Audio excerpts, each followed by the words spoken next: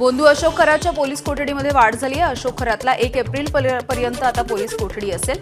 महिलांवरती अत्याचार आणि शोषण केल्याचे आरोप अनेक पीडित वेगवेगळ्या गुन्ह्याच्या संदर्भामध्ये पुढे येण्याची शक्यता आहे।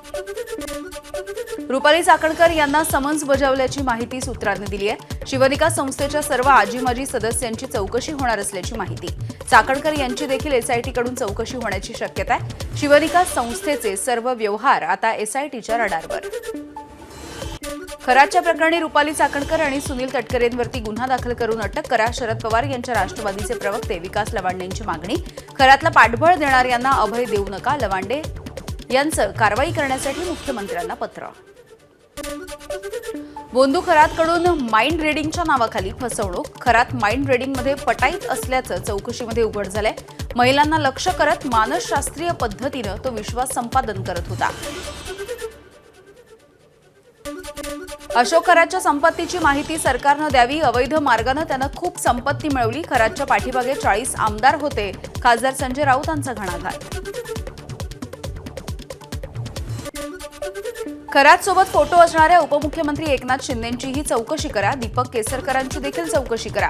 खासदार संजय राऊत यांची मागणी। अमित शहांपर्यंत खरात कसा पोहोचला, राऊतांचा सवाल।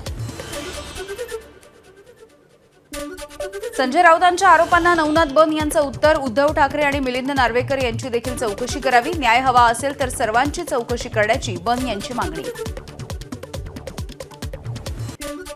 संजय राऊतांवरती नवनाथ बन यांचा पलटवार। खरातसाठी संजय राऊतांनी दलाली केल्याचा भाजपचे प्रवक्ते नवनाथ बन यांचा आरोप आहे। शेतकऱ्यांचं पाणी खरातला देऊन लाभ घेतल्याचा देखील नवनाथ बन यांचा आरोप। राज्यामध्ये कुठेही गॅसची टंचाई नाही, संजय राऊत अफवा पसरवण्याचं काम करतायत। लोकांमध्ये संभ्रम निर्माण करण्याचा राऊतांचा प्रयत्न असल्याचा भाजपचे प्रवक्ते नवनाथ बन यांचा आरोप आहे।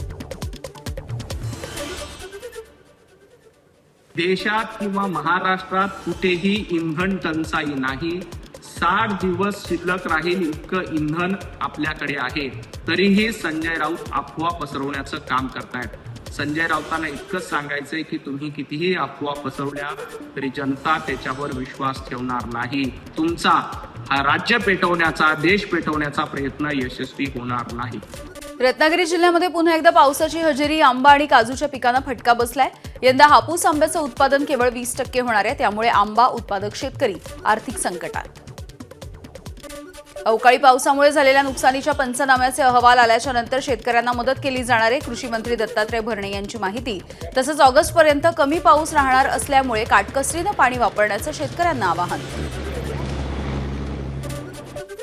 बीडच्या परळी वैजनाथ मंदिरामध्ये परिसरामध्ये आषाढी एकादशी आणि महाशिवरात्रीच्या निमित्तानं मांस विक्री बंद ठेवण्याचं सामाजिक कार्यकर्त्यांचं नगर परिषदेकडे निवेदन। तसंच निवेदनाची दखल न घेतल्यास जिल्हाधिकारी कार्यालयाच्या समोर उपोषणाचा इशारा। साताऱ्यामधील कास पठारावरती स्टंटबाजी करणाऱ्या 2 जणांवरती पोलिसांनी कारवाई केली आहे। प्रतीक शिंदे आणि साहिल निकम या दोघांकडून घटनेची पुनरावृत्ती होणार नाही असं लिहून घेतल्याच्या नंतर सुटका। अहिल्यानगरमधल्या जामखेड कर्जत रोडवरती 10वी मधल्या विद्यार्थ्याच्या कारचं नियंत्रण सुटलं आणि अपघात झाला। या घटनेमध्ये 7 विद्यार्थी जखमी झालेत, तर एकाची प्रकृती चिंताजनक आहे। सर्व विद्यार्थी रविवार असल्यामुळे अकलूज वॉटर पार्कला जात असल्याची माहिती आहे। भंडाऱ्यामध्ये मोहाडी शहरामध्ये टॅक्स न भरणाऱ्या 25 दुकानांना नगरपंचायतीनं सील ठोकलंय, तर व्यापाऱ्यांचा उद्रेक बघून आमदार राजू कारेमोरे यांनी मध्यस्थी करून व्यावसायिकांना दिलासा दिला। यवतमाळच्या पुसद शहरामध्ये 30 लाखांचा 400 ब्रास अवैध वाळूचा साठा जप्त। पोलीस आणि तहसील पथकाची संयुक्त कारवाई। अवैध रेती साठ्याच्या विरोधात महसूल मंत्री चंद्रशेखर बावनकुळे यांच्याकडे तक्रार। एबीपी माझा, उघडा डोळे बघा नीट।